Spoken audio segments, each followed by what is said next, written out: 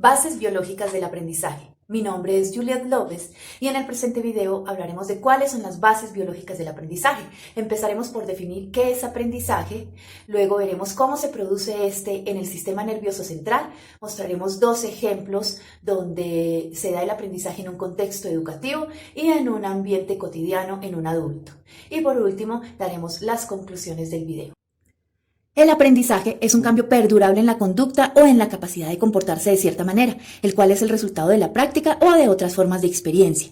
Desde una perspectiva neurocientífica, el aprendizaje es el proceso de construir y modificar conexiones y redes nerviosas. El cerebro es el órgano del aprendizaje, por ello es muy importante conocer su funcionamiento. Tenemos nuestro sistema nervioso central, compuesto por el cerebro y sus partes, y la médula espinal. Como unidad básica de nuestro sistema nervioso central tenemos las neuronas, un promedio de 1.000 millones, las cuales se comunican entre sí por medio de corrientes eléctricas. Corrientes que llegan de una neurona a otra a través de las dendritas, que son como bracitos deshilachados. Allí se da un intercambio de neurotransmisores o sustancias químicas creadas por el cerebro que transmiten información. A esta conexión neuronal que hace posible su comunicación es a lo que llamamos sinapsis o conexión nerviosa. Estas interacciones permiten el funcionamiento cerebral. Esos circuitos procesan la información sensorial del cuerpo y el mundo exterior procesando la información del sistema nervioso. Tenemos diversas clases de neurotransmisores con variadas funciones.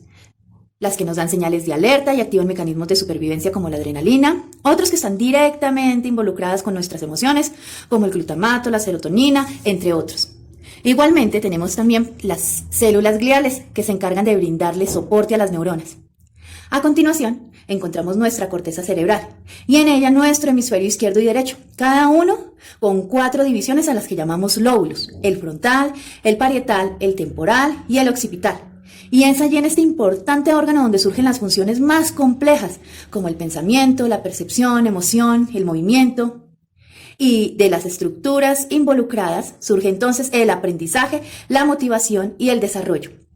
Al parecer, el pensamiento analítico se localiza en el hemisferio izquierdo, mientras que el procesamiento espacial, auditivo, emocional y artístico ocurren en el hemisferio derecho, aunque es probable que el hemisferio derecho procese emociones negativas y el hemisferio izquierdo las positivas. Existen funciones que se encuentran localizadas en alguno de los dos hemisferios y en partes específicas de estos. Pero el cerebro trabaja con procesos integrados por ambos hemisferios y es poco probable que exista alguna función que se dé en una sola parte del cerebro. Como vimos, el aprendizaje está ligado al funcionamiento y procesamiento de la información que se da en cada estructura biológica del sistema nervioso central. ¿Qué relación entonces existe entre el aprendizaje y sus bases biológicas? El aprendizaje implica entonces la formación y el fortalecimiento de conexiones nerviosas, a lo que llamamos sinapsis. La integración de estas redes neuronales son las que se encargan de determinar cómo se dan los procesos de aprendizaje en cada individuo. En el siguiente ejemplo, veremos cómo se da el aprendizaje en un contexto educativo mediado por la tecnología, propiamente en la adquisición de un segundo idioma.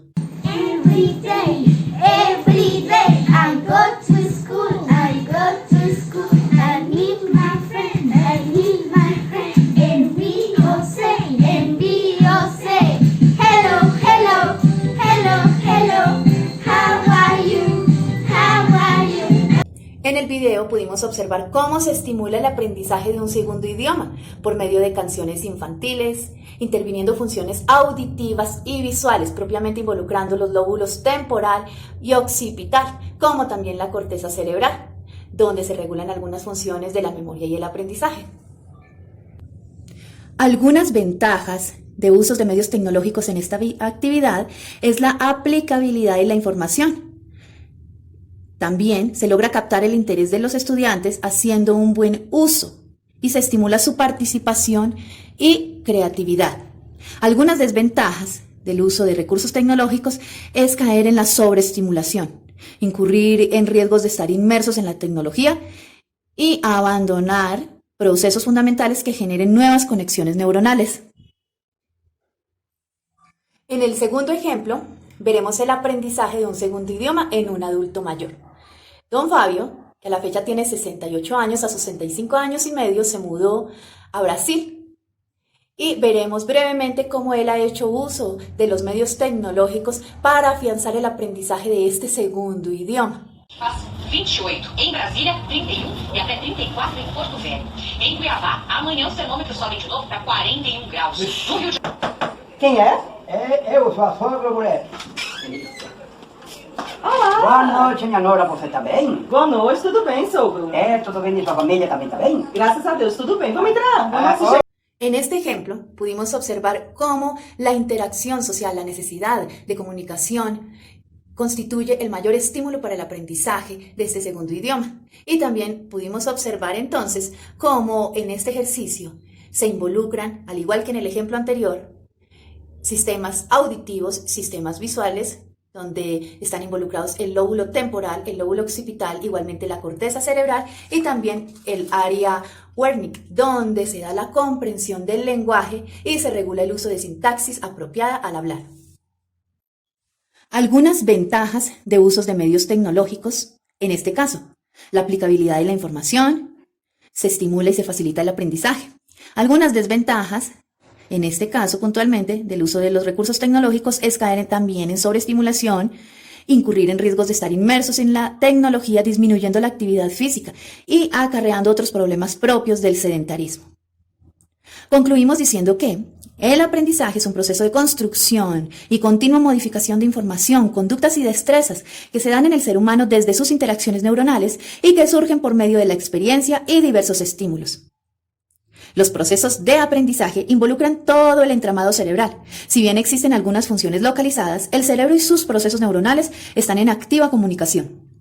La producción de nuevas conexiones neuronales es fundamental en las primeras etapas de la vida, pero es claro que se dan durante todo el transcurso de la existencia de cada persona.